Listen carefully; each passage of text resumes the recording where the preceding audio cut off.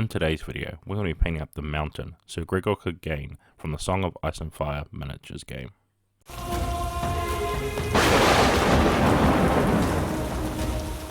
Okay, so to start off, what we're going to do is we're going to make sure that the miniature is primed, and we're going to prime it in black for the mountain here. And we're going to start off with some oily steel, which is sort of a darkened down silver, maybe even a little bit of an off-colored from a chainmail color. So it's got this nice sort of grungy sort of color compared to an ordinary gunmetal or chainmail here. So that's why we're going with that for the mountain, since he's such a tough and rugged guy. Figured that his chainmail would be all worn, so we're going to be going over all the chainmail sections that you can see here, which is on the back of his legs.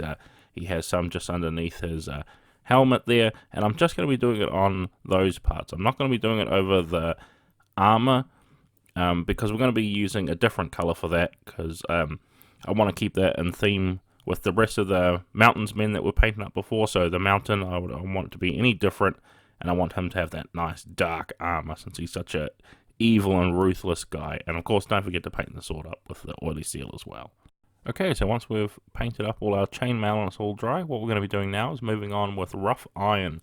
And rough iron is a nice dark metallic color, very close to a black metallic, and it's the perfect color, I think, for the mountain here. So we want to be giving the nice coat over all the areas where he has his big chunky armor, so over his shoulder pads, his gloves, all over his legs armor, as well as the front of his shield, just around the outer trim there. We also want to do also paying attention to the helmet as well, but we're not going to be painting the very inside eye slit with rough iron. We're just going to be leaving that straight black, since you're not going to be able to see in there anyway. So just avoiding that area is going to be a nice little step that we won't have to worry about trying to paint in later on, getting in with a very small brush to get in there with the black.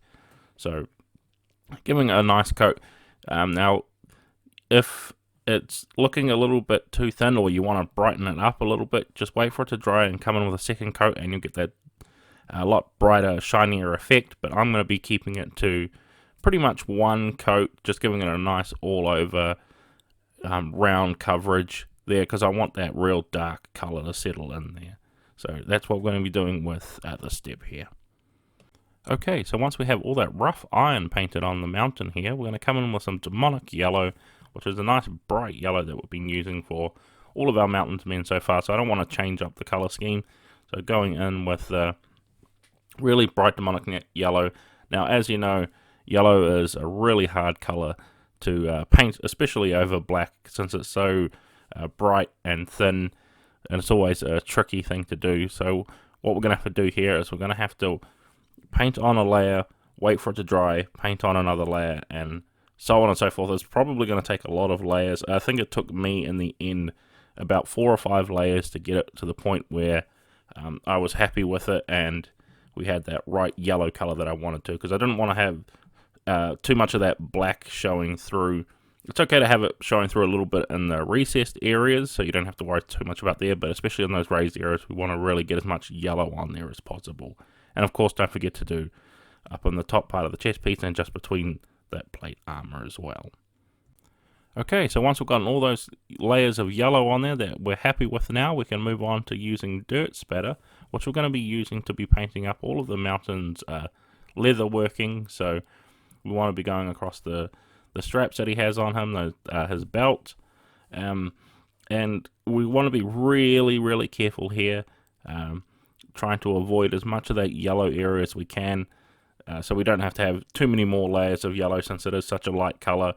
Any sort of other color can be a real pain to try cover over with yellow. So coming in with a really fine brush like I am here, and as you can see, I'm being quite careful. I'm just painting very much from the middle to the outside, trying to just get it on there without getting anything on there. But remember, it's okay, you can just add more layers on here. It'll just take a little bit more time. And then of course he has some little straps here just on his leg armor that he's got for holding it all together, so don't forget about those as well. Okay, so once we have all his leather painted up, what we're going to be doing now is coming in with Castle Grey. and we're going to be using Castle Grey to be painting up the base of the mountain here, since he has a nice big rock that he's standing on, just on the base of his miniature, so giving that a nice good coverage, being very careful to try and avoid any of the areas we've already painted. It can be a little bit hard since he has a lot of that cloak in the way, but don't worry, just if you need to, come in with a smaller, finer brush to get in between those areas. Then once we have that stone all painted up and dry, what we're going to be doing now is coming in with ash grey, and we'll be using ash grey to just be giving a dry brush over the stone area that he's standing on. So be a little bit careful here with this, because it's very easily to dry brush right over top of the areas you've already painted. I think I managed to hit it once or twice on the boots, but you can always just come back in with that original paint, because we haven't placed any washes or anything over there, so we won't worry about tainting anything. Okay, so now we have that stone on the base all finished up. What we're going to do now is come back in with some oily steel, and we're just going to be using this to do some little bit of fine detail work here. As you can see, he has some little like shining studs here on his belts, and as well as his nice big belt clip that he has on there. We want to be hitting those with the oily steel, being careful to not go too far over anywhere, especially since it is metallic. You want to try avoid getting it anywhere else, and be a little bit harder to cover over with some ordinary paint. And of course he has a few more studs just on the back here of his belt. Okay, so now that we have all those leather details painted up, what we're going to be doing now is coming in with some Vallejo black, and what we're going to be doing is we're going to be painting up the dog symbols he has here on his shield. Now this is a very delicate step, as we're painting black on top of yellow, so any mistakes here are going to take a little while to clean up. So I'm coming in with a very thin paintbrush and being as careful as I can, and just more using the side of the brush than I am using the tip, so I can get a nice sort of effect by just covering the top of it rather than trying to forcibly paint it with the tip there, which gives me a little bit more control since these areas are raised. Especially, it's going to be very difficult to paint up the tails, and I've had a few problems when I was painting up the tails, so don't worry about it too much, especially since we're in the step. If you get a little bit on there, you can quickly try and apply a bunch of water to your brush and try and wipe off a little bit of excess before you have to come back in with the yellow and tidy back up. But in the end, just try and focus as much as you can to try and avoid any extra steps. Okay, so now we have the dog symbols painted up. What we're going to be doing now is coming in with some agrax earthshade. I'm going to be using agrax earthshade to be giving a wash over the mountain's main clothing, as well as the base of a miniature, which is our rock. So making sure we get a good healthy amount on here. Now, I know this sounds like a pain, especially since we've just given the lots and lots of layers of paint onto the yellow areas, and now just to come back down and wash them seems like a big hassle, but it's going to give us a nice effect for all those recesses into the folds of the cloth and stuff that he has here. So making sure we come over that, giving it a nice even coat, hopefully getting that nice dirty grungy look, especially for when we're doing it into the folds and everywhere, and just avoiding all the metal as well, because we're going to be doing that in a different wash color.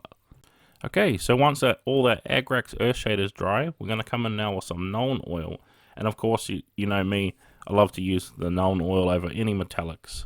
I just love the effect it gives off, so we're going to be using the nuln oil, of course, to cover over all those metallics and darken them down. It's going to really make all this rough iron that we've painted on the armor here for the mountain really darken that down. It's going to look like really dark black evil armor for the mountain here, which is the effect I'm going for with that color scheme. Cause I find a lot of the color schemes go with just giving them the ordinary plain silver metal for the mountain, and I just don't think it suits the mountain. I feel he needs to stand out a little bit to show off his evil nature, so the rough iron really helps out with that. Okay, so now we have all of that dry. What we're going to do now is come back in with some demonic yellow, and what we're going to be doing is we're going to be hitting all the high points of the miniature here, so the tops of the folds and all the very high points. Good thing on this model is quite obvious here, where a lot of the light will be catching this model, so it's going to be a little bit easier to pick it out. Now, we're not going to go for everywhere on the model. It is just the high points. Now, it is still probably going to take a layer or two of paint, so just be aware of that to get a lot of that wash off and have it so we've got those nice, bright, vibrant yellow highlights on there. And of course, don't forget to do up around the arms and the chest piece as well. There's also some little bits of fold there, so don't be afraid to do those as well, to really make our miniature pop on the table. It's probably a little bit hard to see here. My camera's probably a little bit out of focus, as well as I've got just a shot of it off to the side, but just being very careful and mindful that we're just hitting the tops of the areas where the sun would naturally hit on the miniature. And then once we have that complete, what we're going to be doing is we're going to be coming back in with rough iron. And what I'm actually doing is I've just mixed it in with just a little bit of the oily steel or even a silver on hand, just to give it that lighter color, because I tried it a little bit before on the original Mountains Men, giving the highlight with the rough iron, and it just blended in just a little too much. So adding just a little bit of silver to this is really going to brighten up the rough iron quite a lot, and we're just using that for the highlights, as you can see there, standing out a little bit. And of course, again, we're just going for the high points of the miniature, so these little spikes, the very high points of his shoulder pads here, just all over the miniature there to give it that nice, like it's shining in the light effect.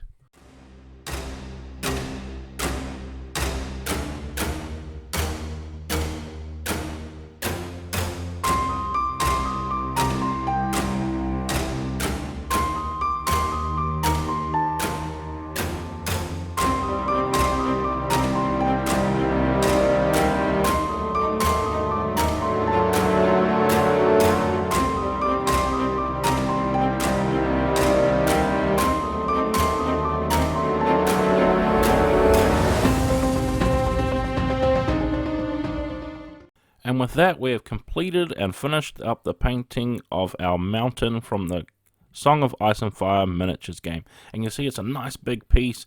We've got all those lovely bright vibrant colors with the yellow, with applying so many layers on there, and he's got that dark evil armor look while having that rough iron on there. So I hope this is an awesome design and idea that you may want to consider whenever you paint up this miniature, or I hope you just enjoy if you've liked watching me paint up some cool miniatures as well. So I'd like to thank you all for watching, and I hope to see you in the next video.